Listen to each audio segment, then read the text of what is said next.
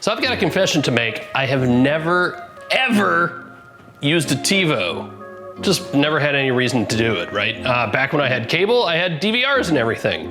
Now that I'm streaming everything, well, it's all in the cloud. So I'm telling you all that because this is the new Tivo Stream 4K. You can buy it now directly from Tivo for about $50.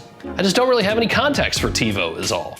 Now, Android TV, on the other hand, I have all kinds of context for that. In fact, I've been using it long before it was even called Android TV.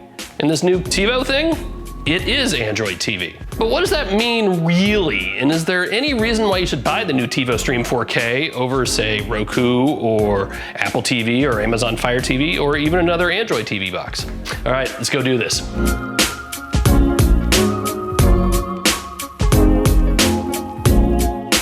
So this is it, the Tivo Stream 4K. It's $50 directly from Tivo right now, and I'm sure we'll see it on sale somewhere else at some point. So it's a dongle, which means that it will dangle from the back of your TV ever so slightly. Now it's got 8 gigs of storage on board, but really you have access to a little less than half of that. It also has 2 gigs of RAM, if that's the sort of thing you worry about.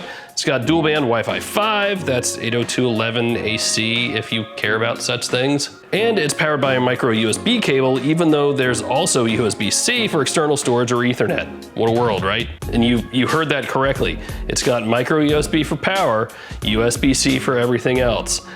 This is why we can't have nice things. So as the name implies, the Tivo Stream 4K will, in fact, stream in 4K, which is good, because that would have been really awkward if it couldn't.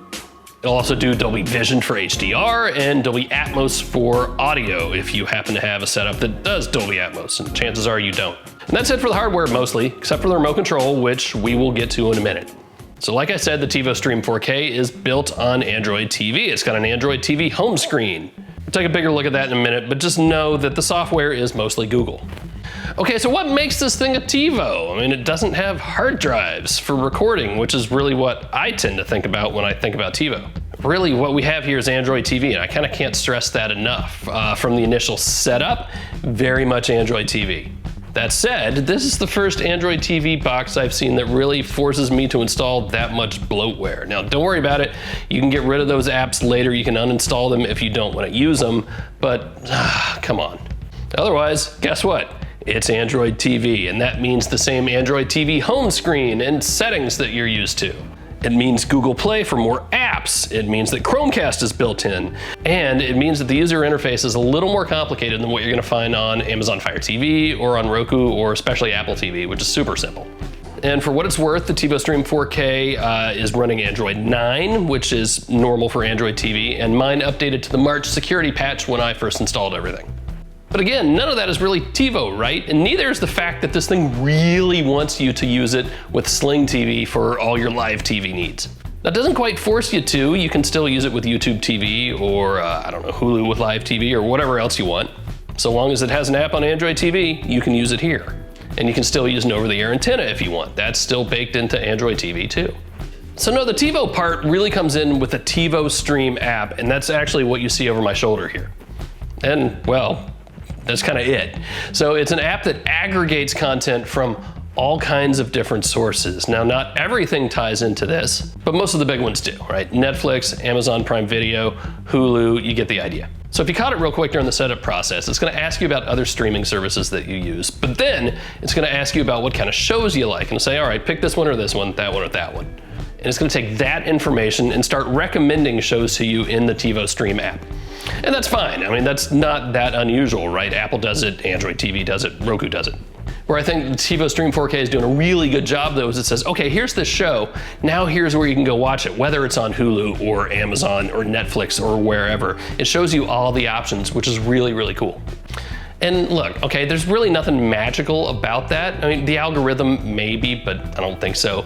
But really it's just the fact that it shows the multiple locations where you can watch a single show. Not everybody does that, and not everybody does it as clearly as Tivo is doing here. It's really that simple. The UI gets a little busy, but it's still really nicely designed, and I tell you, it's a hell of a lot easier to use than just the default Android TV user interface. It's also not as simple as Roku, and really, I think this is what gets into my major problem with this Tivo Stream 4K, and that is the Tivo Stream app itself It's just an app. It's just an app running on top of Android TV, which is in of itself a fairly complicated user experience. Now back to the Tivo Stream App, the other really cool thing is this is where it directly integrates with Sling TV. It's where you're gonna find the live guide. It's where you're gonna find more programming information. Now, it'd be really cool if you could do this with all the other live streaming services like Hulu or YouTube TV, right? But I get it. Sling TV gets preferential treatment and you get a $50 streaming dongle. All right, one more thing here. I promised to talk about the remote, and it's usually feast or famine when it comes to remote controls, right? Amazon's remote is pretty much crap. Apple TV's remote, it's even worse. Don't use it, please. Roku's remotes are okay, but they're really nothing to write home about. And NVIDIA Shield has a triangle. Now, Tivo has the peanut remote, the infamous peanut remote, because it's shaped like a peanut. It feels really good in the hand. The buttons, there are a lot of them, maybe too many, but they're also well within reach even for my freakishly small thumbs. The old skip button is still here too, and it's a little hit and miss. It works in some apps to skip forward 10 seconds and others it doesn't, but whatever, give it a shot. So yeah, good remote control. Thank you, Tivo. That's good to see. All right, time for the big question. Is the Tivo Stream 4K worth your money? Well, I'm gonna ask you one other question first. How much do you watch Sling TV? If you're all in on Sling TV, it's almost a no-brainer. This is a really good experience, especially with that direct integration and the live guide. If you don't use Sling TV as your live streaming video provider of choice, it's still a pretty good experience. You're just gonna miss out on some of the bells and whistles, but it's still a pretty decent Android TV experience, again, for 50 bucks. So even if you try it and decide it's just not your thing, you're not out, say, $200. And this is probably the best $50 Android TV experience I've had so far. There's some pretty bad ones out there. Now that's not to say everything's perfect here, because it's not. Now, what don't I like? Well, trying to teach somebody to use the Tivo Stream app on top of the Android TV user experience and why they're not the same, that's gonna be confusing on a good day. If Tivo Stream were the complete user interface here, that'd be a totally different story, but it's not.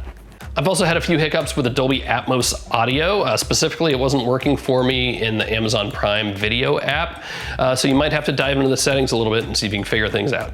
And the hardware is a little bit sluggish. That's not surprising for a $50 piece of hardware, but just know that it's not a Shield TV. It's not that powerful. But all in all, you get a lot here for $50. It's not a bad experience at all. And again, it's also not the most expensive. If it doesn't work out for you, it'll work just fine on a secondary TV.